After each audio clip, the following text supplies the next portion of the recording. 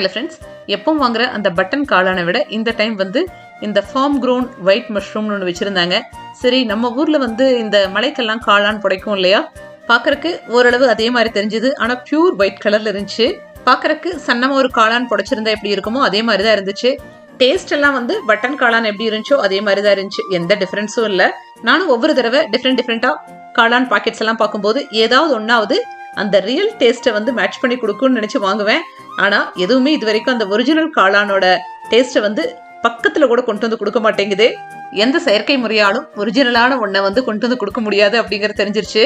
Button காளானுக்கும் இந்த காளானுக்கும் ஒரு சின்ன வித்தியாசம் மட்டும் இருந்துச்சு. பட்டன் காளானுக்கு வந்து நம்ம தண்ணி எதுவும் அதிகமாக ஊற்ற வேண்டியது கிடையாது. கிரேவிக்கெல்லாம் ஆட்டோமேட்டிக்காக அதுலேருந்து தண்ணி விட்டு வெந்துடும். ஆனால் இந்த காளான் கொஞ்ச நேரம் வேக வச்சதுக்கு அப்புறமும் தண்ணி எல்லாம் எதுவும் விடவே இல்லை, ட்ரையாகவே தான் இருந்துச்சு. ஸோ நான் ஒரு 1/2 டம்ளர் தண்ணி ஊற்றி தான் எக்ஸ்ட்ராவாக வந்து வேக வச்சேன். இந்த காளான் கிரேவிக்கு 2 ஸ்பூன் எண்ணெயில் பொடி பொடியாக அறுத்த வெங்காயம், இஞ்சி பூண்டு பேஸ்ட், கருவேப்பிலை, தக்காளி பொடி பொடியாக அறுத்தது எல்லாம் போட்டு நல்லா வதக்கிட்டு தேவையான அளவு உப்பும் சேர்த்துட்டு தக்காளி நல்லா வதங்கணும். தேவையான அளவு மிளகாய்த்தூள், கொஞ்சம் மஞ்சத்தூள் சேர்த்து கொஞ்சம் வதக்கிக்குவோம். இப்போ கட் பண்ணி வச்சிருக்கிற காளானையும் இதில் சேர்த்து ஒரு 5 மினிட்ஸ் லோ ஃப்ளேமில் குக் பண்ணுங்க. தண்ணி சுத்தமாகவே விடலை. தேவைப்படும் போது உங்களுக்கு ட்ரையாக வேண்டாம் அப்படின்னா, கிரேவி கன்சிஸ்டன்சிக்கு வேணும் அப்படிங்கும் போது 1 டம்ளர் தண்ணி சேர்த்துக்கலாம்.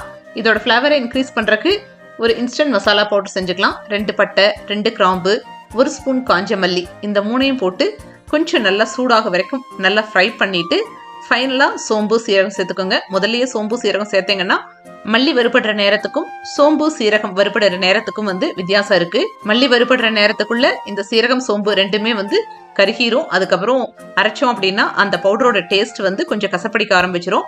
அந்த பவுடரை கிரேவியில சேர்த்தும் போது கிரேவியோட ஃப்ளேவருமே கொஞ்சம் சேஞ்ச் ஆயிரும். அதனால கொஞ்சம் இதெல்லாம் வந்து பார்த்து நுணுக்கமா செய்ய வேண்டிய வேலைகள்.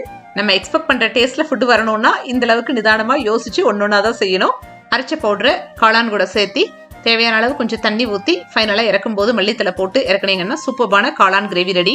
இந்த மாதிரி கிரேவி செய்யும் போது சப்பாத்தி, தோசை, ரைஸ் இது எல்லாத்துக்குமே மேட்ச் ஆகும்.